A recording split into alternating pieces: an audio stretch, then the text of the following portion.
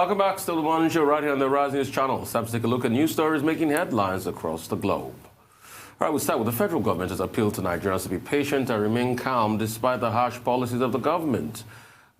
This appeal comes following the general outcry over the recent increase in petroleum products and electricity tariff.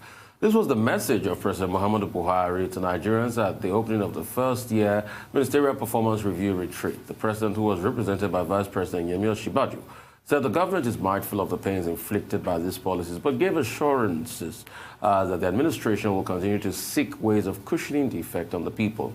According to Buhari, the hardship from the deregulation of the petroleum sector is only temporary. He assured Nigerians that ongoing electrification project will address all issues in the power sector. The government says that it remains fully committed to fulfilling its promises to lift millions of Nigerians out of poverty, and hoping to achieve this will focus on target areas that the government set for itself a year ago. The retreat is to appraise the performance of each ministry in these target areas. Okay. So this one, retreat? Yes, indeed. It's good to see that, because President Muhammadu Buhari did promise that it's not going to be business as usual in his first tenure, where he had ministers who just, didn't perform, underperformed, and they remained in position. He promised that, there'll be KPIs set, they'll be evaluated. However, I think the message from the first day of the retreat yesterday was what the vice president said, who represented the president. Some hard truths about the recent hikes in, what we are seeing across the country. I don't think that a lot of us are unaware of this hard truth, that we cannot simply afford subsidy anymore, wherever you look. Why do we subsidize for a privatized power sector, But I think that the major thing for a lot of Nigerians is that you keep asking the people to sacrifice. What sacrifice is being made on the other side of the divide? I think this should be a sacrifice all round.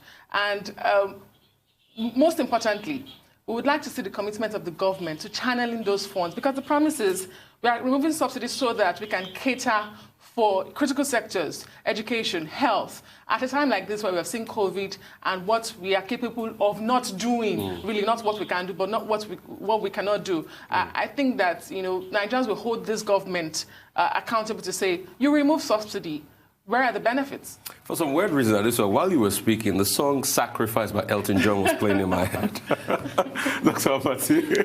Well, I think it's good to see government officials explaining to the people. Apart from the statement made by the vice president yesterday at that function, I think I also saw a statement by the Minister of Information. And this is important to the extent that the effort is to make the people understand the circumstances that have led to this decision to remove a fuel subsidy. It's not as if this is new in the conversation. Deregulation of the downstream sector, removal of fuel subsidy, the fuel subsidy regime being unsustainable, these are arguments that have been on the table for long. But what has been made clear is that at this time, the decision that was taken in April was inevitable. Because one, COVID-19 crisis has upended everything. The country has a revenue problem. You can even say we also have a debt problem.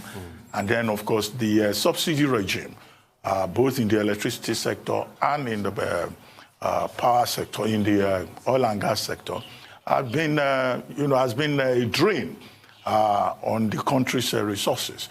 If you look at the calculation alone, in 2018, over 400 billion was spent. It was lost by the local refineries. Over a trillion or so over a period have been spent paying for subsidy. In 2012, the issue came out that, in fact, even the subsidy regime was opaque, was not transparent enough, and that it was a center for graft for certain privileged persons within the society. So part of the effort, therefore, is to make sure that, that waste, that leakage that goes into subsidy is plugged. Don't forget also that there is also an international dimension to it. The Bretton Woods institutions that provide loans and all that, one of the conditionalities is that, look, you cannot provide subsidy. And, as I said, it's good to see government explaining all of this and asking the people for understanding. However, with the assurance that what is saved will be used to provide infrastructure to invest. And the only problem you have in that regard is the trust deficit that exists between the people and the government, because it's a story they had before.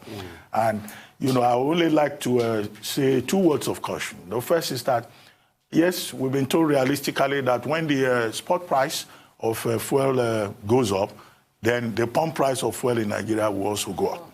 Secondly, when it goes up internationally, it will also go down at the fuel stations here in Nigeria.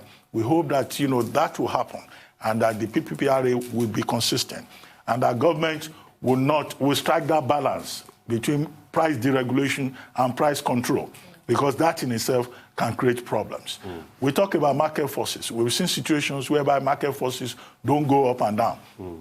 Here in Nigeria, the average belief is that if something goes up, it never comes down. So the people would like to see that, in fact, these promises... But petrol prices went down during the time of Yaradua. Let's not forget that. Yes, I know, but you know, when you say you are pegging it to market forces, you must also have the mechanism in place to be faithful to your own promise. The second point is that there are some spokespersons of government who have been saying the people are criticizing the new order, that they are mischievous, that they are the ones that are insensitive. I think we should tone down the rhetoric in that regard. You know, there's no point further provoking the people. And then the last word, of course, is that I've seen some professionals who claim they know the numbers, who are saying we support government, and they are shooting down all the arguments. Look, it happened in 2012. Most of the people who encouraged the administration at the time to go ahead. When crisis erupted, all of them deserted the government. We didn't see them again. You know? And they will claim that, oh, they were preserving themselves. So those who are pushing the argument intellectually, I hope they will remain consistent. And if there is any fallout, they will not go and hide. All right, Dr. But you've broken the table totally. But they gets it. A fantastic point made there. That's all of the news headlines. Take a short break now. When we return, we'll have the trio of Rotus, Michael and Aaron, to give us updates on African global business and COVID-19. Stay with us. Quite a very...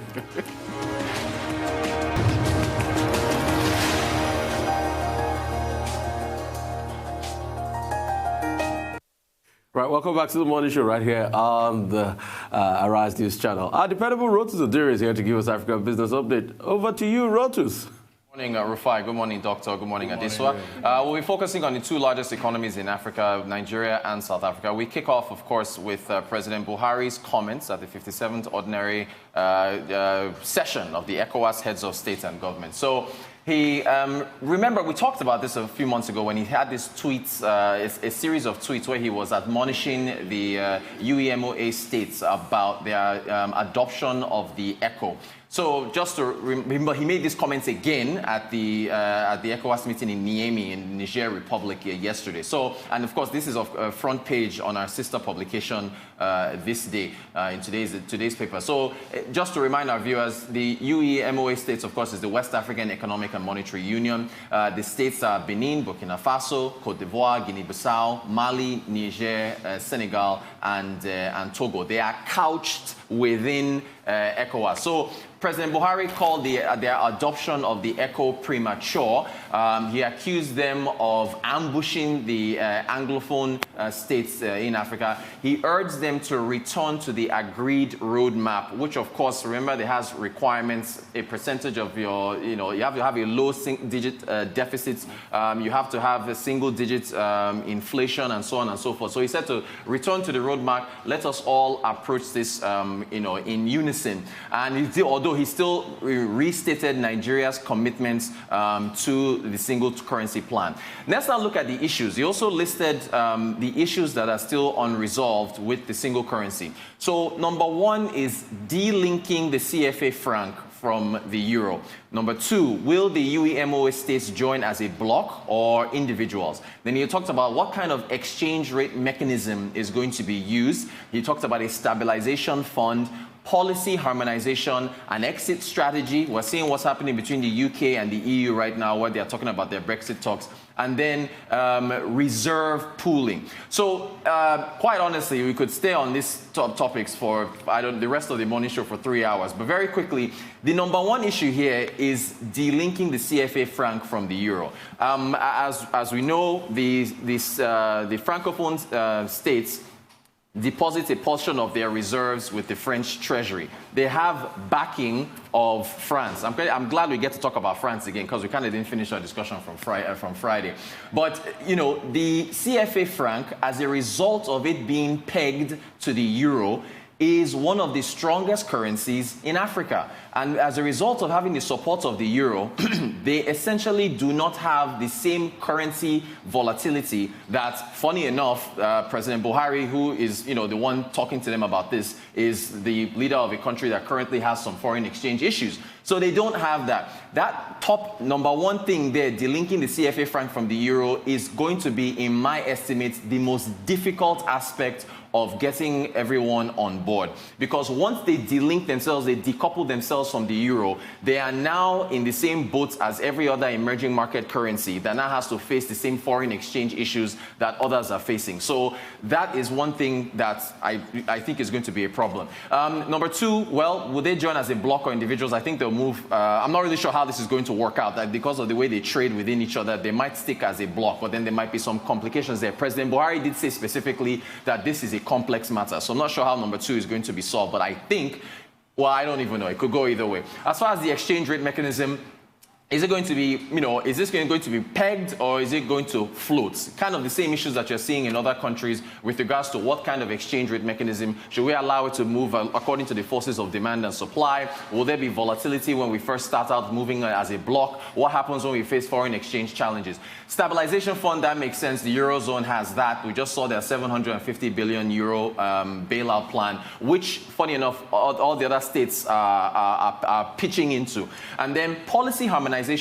This is another sticking point, because policy harmonization refers to the entire bloc moving as one. You lose your central bank independence if you now commit to a single currency. You know, it's like the European Central Bank making decisions for all the Eurozone countries. So that's I think that might be the number one issue. Well, number two, I'll say it's number two, because I still think delinking the CFA franc from the euro is the biggest one. But policy harmonization, that's going to be another sticking point, because once you decide to join, you have lost your central bank, your central bank independence. And then, of course, an exit strategy. If there are issues, you know, how can you safely leave the bloc and then continue on your own? And then reserve pooling is there. So that's a number of issues there. We move to South Africa, and we're expecting their second quarter GDP figures. It is expected to be ugly. The polling from economists are looking at a range from between 20% to 50%. I should emphasize that this is annualized.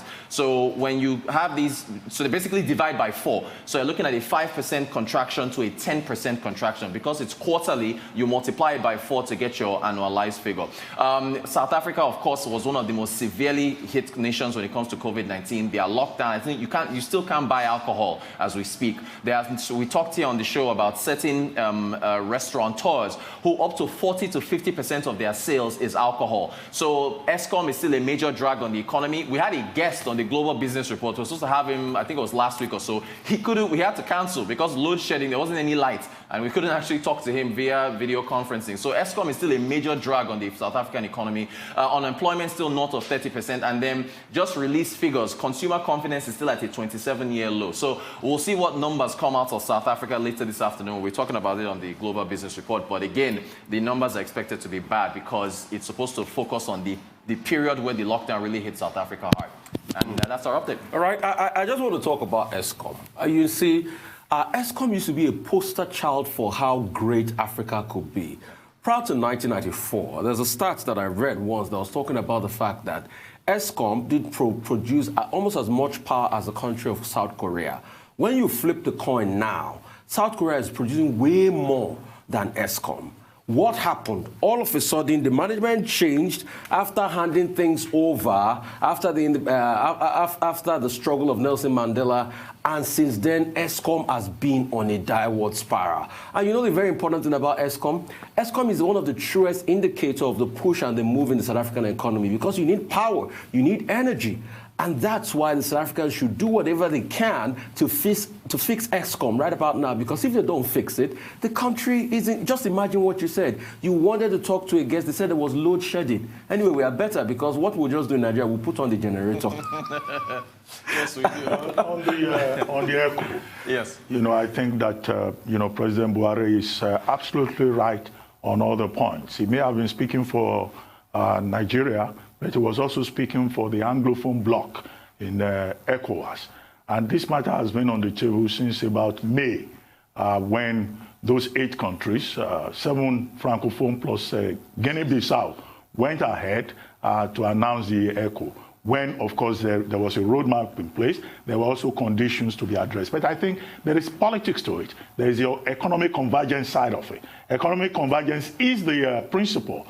The politics of it is particularly the role of France, because it's France. Yes, it will be the ECO will be pegged to the euro at a fixed exchange rate, but the guarantee will be given by the Bank of France.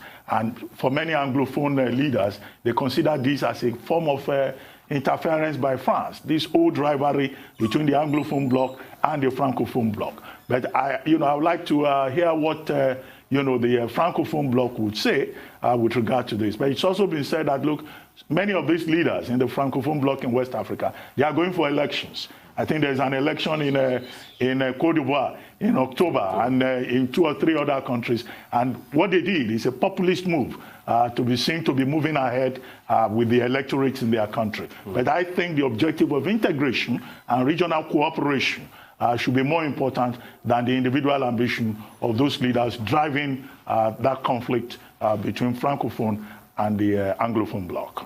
Very well said, Dr. Thank you so much, Rotus. Really appreciate you, my friend. Moving on to business update. That's a global business update anyway. Michael Wilson is all the way in London, swinging in. Great to have you, Michael. Good morning. How is London today, or how is the village today, I should ask? It's a bit grey, actually. It's getting chilly now. It's getting autumnal, I think is the word. The leaves are dropping off the trees. Japan, first of all, as far as the Asian markets are concerned, household spending badly underperformed. The private consumption shrank in Q2 by about 8%. Now, the message from that is that it looks like Japan's recovery, if there indeed is one, is not going to come from household spending, but it's going to come for exports, maintaining momentum. Japanese GDP reading for the second quarter was revised to minus 7.9, and that is going to be a problem for the Japanese economy. Tensions are mounting between Washington and Beijing once more.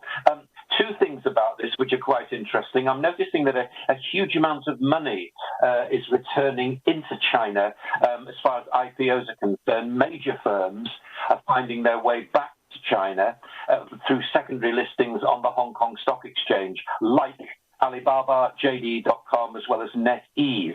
China's also launched, this is an interesting one, launched the Global Data Security Initiative in an attempt to reduce tensions with this man. The Beijing administration to set out guidelines for UK tech firms not to steal data or impair the IT infrastructure of other companies. Now, with the Trump administration putting pressure on China's companies, this announcement is aimed at enhancing their image.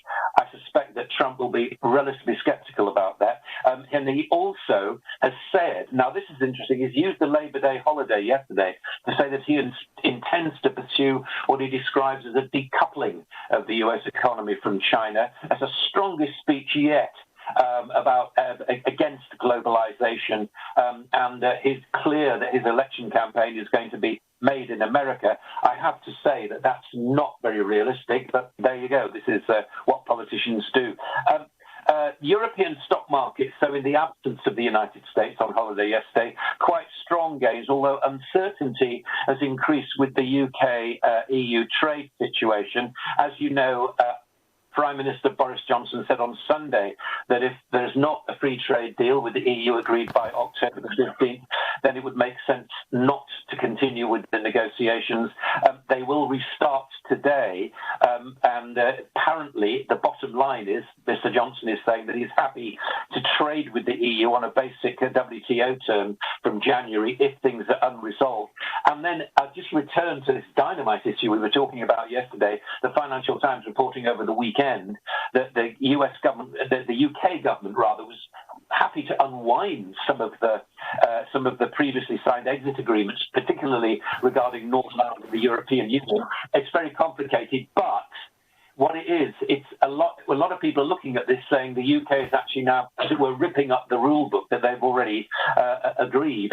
A lot of ministers were coming on at the media yesterday saying, no, it's nothing like that, it's just tying up loose ends. But I can tell you, I was speaking to Brussels earlier this morning, there's a great deal of confusion about what's going on. It may be showboating, it may be grandstanding, it may be stage managing, who knows?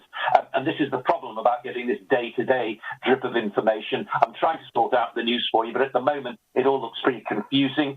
Equities had a decent run yesterday, FTSE especially coming back from a long way. They weren't spooked at all by the tough political talk. In fact, the slide in sterling, that was the only thing that was affected by what Boris Johnson was saying, which you would expect, actually helped the FTSE. It just does, because it makes imports it makes products much less expensive for international companies. And even the FTSE 250 actually had a decent rally yesterday. There we are. That was really what happened. Yes, the US holiday really crushing any kind of volatility. The US dollar index marginally unchanged, really. Still has the potential to be relatively low. Let's see how Wall Street gets back today. I mean, that's going to be the key to things. The futures market suggests the Dow will be up 100 points. That's just the futures market. Commodities, finally. Oil suffered yesterday. Saudi Arabia lowered the price of oil shipments to Asia and the US, and that suggests to me, as it did to the markets, that Saudi's a bit worried about demand. And the latest trade data from China showing that imports decreased by 2.1%, and as it is the largest importer of oil in the world, then that tended to add to the bearish view. That's the global view. And Michael, let me ask you about Brexit. What do you think is the Prime Minister's plan here, reneging on signed agreements? What does this portend for him? What I think is going on is that there's a lot of strong talk going on, and it's pointless going into a discussion, especially when you're negotiating without strong talk. The judgment is whether you're all bluster and actually achieving nothing, and putting your opponents or your negotiators across the other side of the table, whatever you're going to call them. If you put their backs up too much, they're not going to agree anything. As I keep saying about this, I think that what we're seeing is a normal negotiation, really. A lot of noise. You go with a bigger hand as possible to the table. I think the problem has been this story that I was talking about leaking over the weekend into the Financial Times, talking about the fact that some of the agreements which have already been made, the UK is happy to tear up. I don't think that goes down too well with our EU counterparts. I would counter that by saying that the EU must not make it easy for the UK to leave this club. You were talking earlier about currency unions. You need to beware of those kind of things, because they can actually reach out to strangle you. I believe that countries should have an independent way of being able to, if you're going for floating currencies, which the world seems to do, then you should be able to make up your own mind about that and set interest rates to suit your economy, rather than taking a blanket look at things. The EU takes a blanket look at things. That's what it's all about. That's what the project is.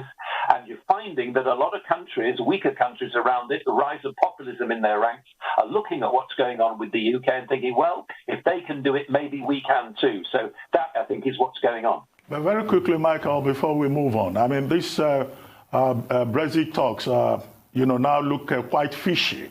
But what is the response from the market, and what are the likely economic consequences, considering the fact that the UK is dealing with two issues now?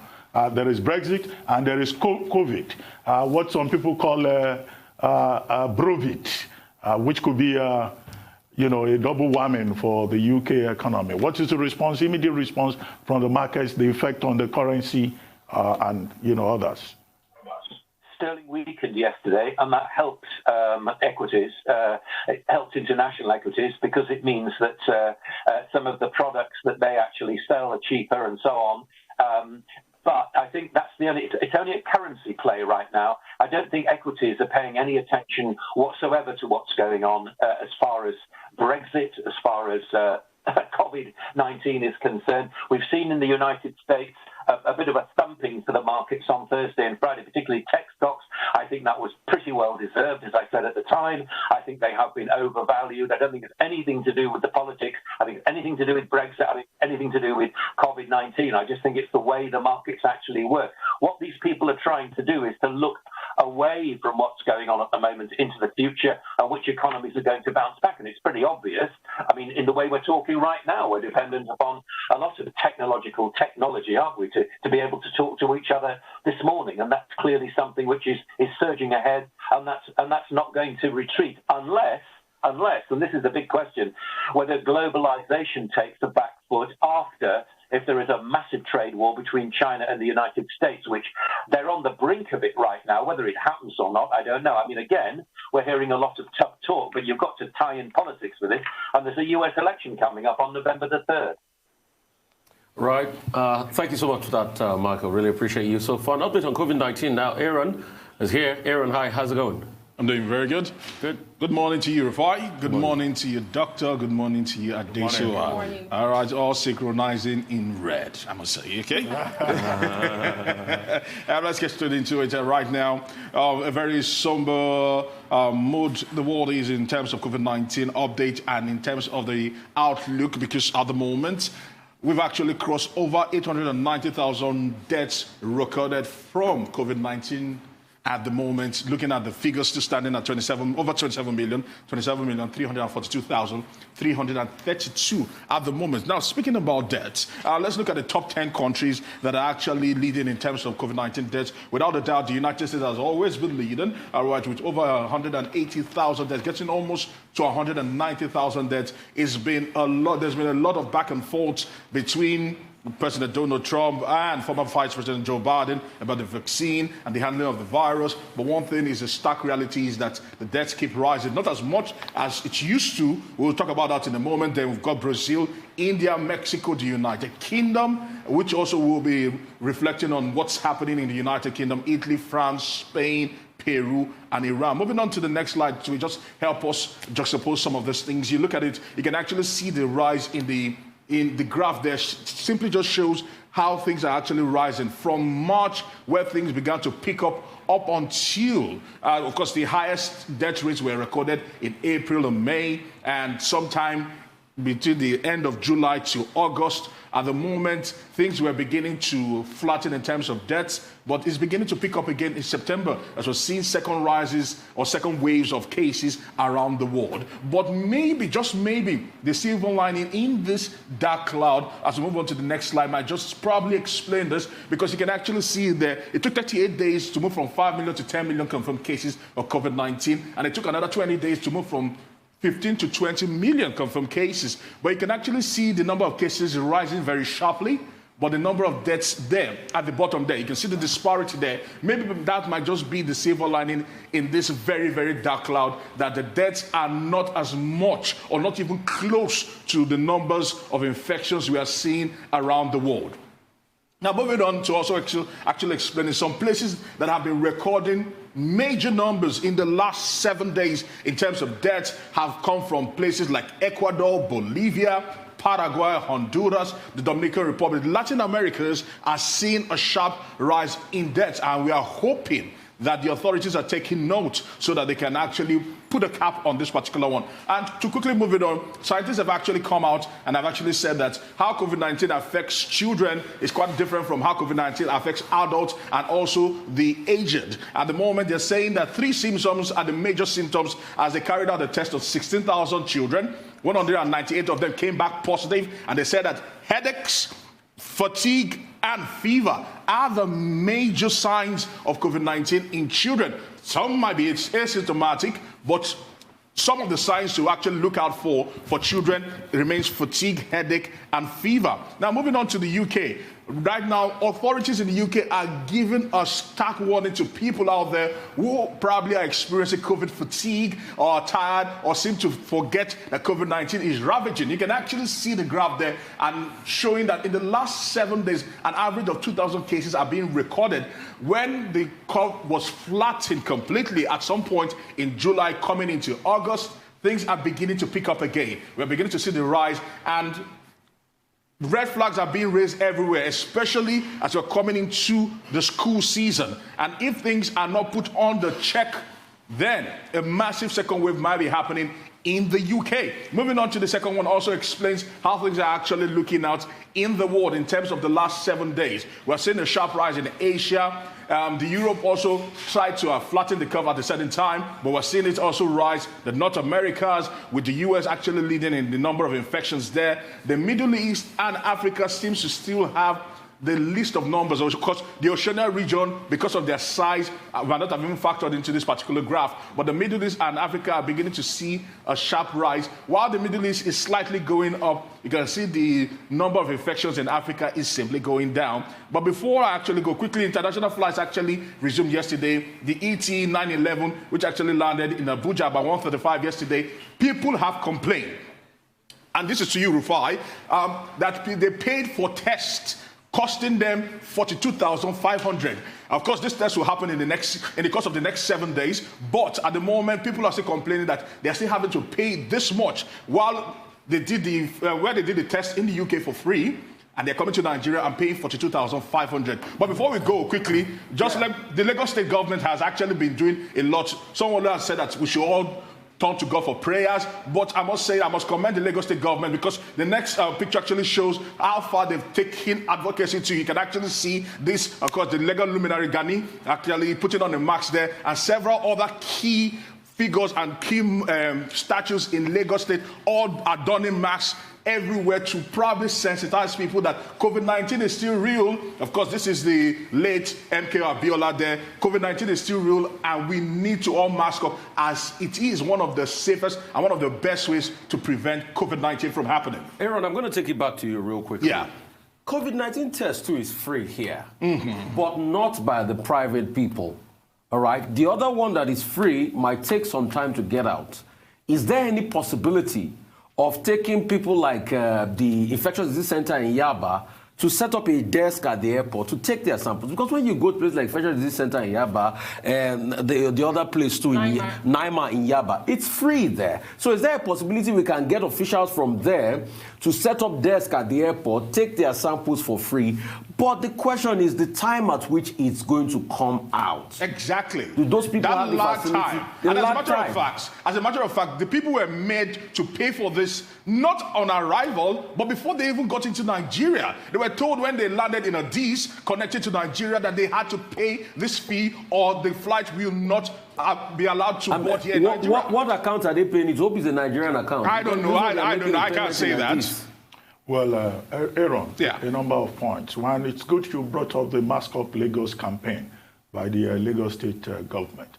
And I hope that they will devote more time and resources to that, because the main problem that the world is facing is that people are no longer taking adequate measures. Yes. And that is the situation in Spain. Although in Spain, the fatality rate is just about 6%. But now that you have that surge of 500,000 plus, now the highest in Western Europe, the main concern is that people are relaxing. You know, they are attending family gatherings. They are just returning back to normal.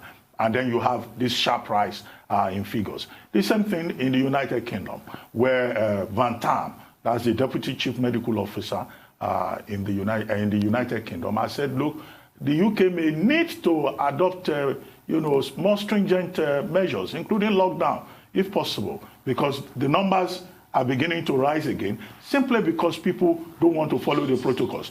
And when you look at Nigeria, in fact, Nigerians are far more notorious. Yes. Some people have just decided that COVID-19 is something we can all live with, and it's really dangerous. Even people don't go to the restaurants with masks again in Nigeria.